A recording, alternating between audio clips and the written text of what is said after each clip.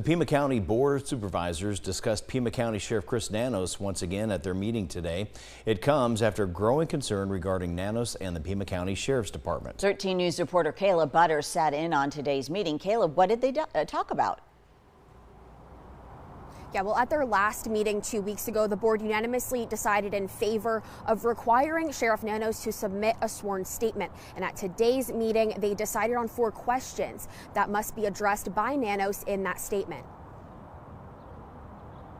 Recent public reporting has raised questions concerning several matters involving the Pima County Sheriff's Department. Following a unanimous vote by the Pima County Board of Supervisors, Pima County Sheriff Chris Nanos must provide a written or verbal report addressing 4 topics by April 21st. First, he must address his employment history with the El Paso Police Department, including the circumstances of his departure, the dates of his employment, and any prior disciplinary history, as well as any inaccuracies or omissions that have occurred. The second question relates to disciplinary actions involving former Pima County Sheriff candidate Heather Lappin and Union leader Aaron Cross following recent claims that Nanos put the two on administrative leave just weeks before the 2024 election. Third, he must address the communication and coordination between PCSD and federal immigration officials since 2021.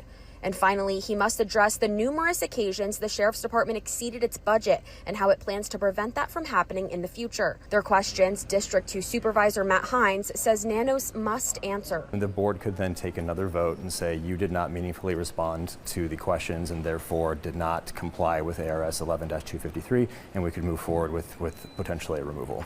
Hines says the decision by the board comes after years of concern over Nanos' actions, and dealing with the issue comes at a cost. I'm sure it's tens of thousands. I anticipate between the sheriff and the board and all of we had our outside counsel with us for 4 hours and 36 minutes of an executive session just now, and there were 2 attorneys billing, I don't actually know the rate, but a lot. I reached out to Sheriff Nanos for comment, and he said he will, quote, let the due process take its course and continue to take the high road. A spokesperson for the Sheriff's Department told 13 News that Sheriff Nanos will not comment further as this is a legal matter. Now you can find a full list of those 4 questions that Nanos will have to address on our website at KOLD.com. Reporting live downtown, Caleb Butter, 13